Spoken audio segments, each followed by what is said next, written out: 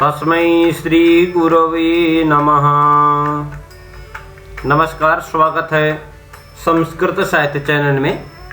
आज हम पररूप संधि के अंतर्गत ऐंगी पररूपम अचो अंत्यादिति सकंध्वादिषु पररूपम वाच्यम ओमांगोश्च अंतादिवत् इत्यादि सूत्रों का अध्ययन करेंगे।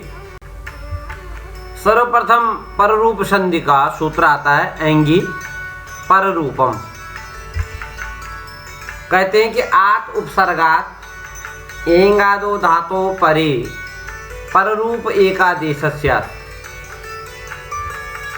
इन्होंने कहा अवर्णांत उपसर्ग से एंगादि धातु परे हो तो पूर्व और पर के स्थान पर पररूप एकादेश होता है। देखिए उदाहरण के लिए प्रेजते प्रधन एजते, तो यहाँ पर प्र में प्र उपसर्ग है अर्थात प्र में रहने वाला अवर्ण, और पर में क्या है एंग आदि धातु पर में है। तो एजते धातु एज दीप्तो धातु पर में है। तो अब प्र में रहने वाला अ और पर में रहने वाला ये, इन दोनों के स्थान में एक पररूप आदेश होगा। रो क्या होगा ये। अब देखिए प्र एजते वर्ण सम्मेलन कर लीजिए प्रेजते बन जाएगा। दूसरा उपोषति, उसी प्रकार से कीजिए उपधन ओषति। ये भी एंगादि धातु परे है और जो उपसर्ग है तो पकार में रहने वाला क्या है अवर्ण है।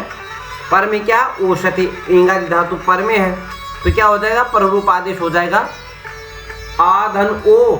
इन दोनों के स्थान में एक पररूप आदेश होगा, वो क्या होगा ओ होगा। तो देखिए वर्ण सम्मेलन का जे उपधन उप ओ सति उपोषति।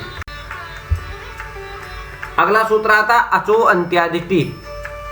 देखिए अचा मध्य योन्त्यः स आदिर्यस्य तट्टि संज्ञम स्यात्। इन्होंने कहा कि अचों के मध्य, अचों में जो अंत्य अच है वह है आदि में जिसके उस शब्द समुदाय की टी संज्ञा होती है।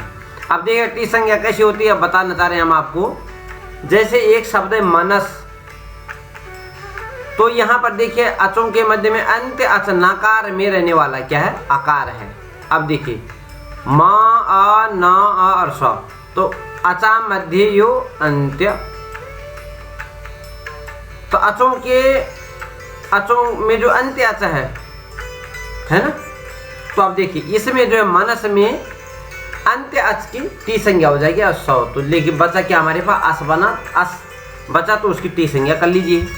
उसी प्रकार पतत है तो पतत में अच की टी संज्ञा हो जाएगी। अब सूत्र देखिए सकंध्वादिषु पररूपम वाच्यम। आचार्य ने कहा कि सकंध्वादिषु में पररूप जानना चाहिए। का सकंधु करकंधु कुलटा मनीषा इत्यादि रूप बनाई इन्होंने। कहा देखिए अब यहाँ देखिए सकंधु का विच्छेद कीजिए सकधन अंधु।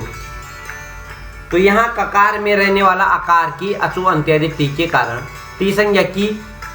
सकधन अंधु क में रहने वाला अ के जो टी संज्ञा की। अब इस टी संज्ञा और अंधु के आकार इन दोनों के स्थान पे एक पररूप आदेश हो जाएगा। रो क्या होगा अंधु का आकार या पररूप आदेश होगा, तो क्या हो जाएगा सकंधु।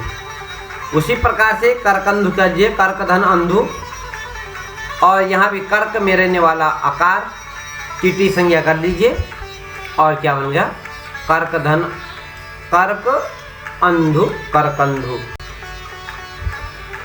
उसी पर कुलटा कर लीजिए तो कुलधन अटा लकार में रहने वाला है कि टी संज्ञा कर लीजिए, और कुल अपर में रहने वाला जो अ है तो क्या कर लीजिए कुल अटा उल्टा पररूप आदेश कर लीजिए। उसी प्रकार से मनीषा मनस धन ईसा अस की मनस के अस की टी संज्ञा कर लीजिए, बचा क्या मन ईसा मनीषा कर लीजिए।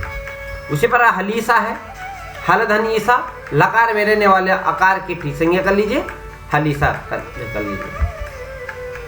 पतंजलि पतत धन अंजलि, और पतत के अत की टी संज्ञा करके हो जाएगा पतत पत धन अंजलि पतंजलि। उसी प्रकार से सारंग, सीमंत, इनका भी आपको अभ्यास करना चाहिए।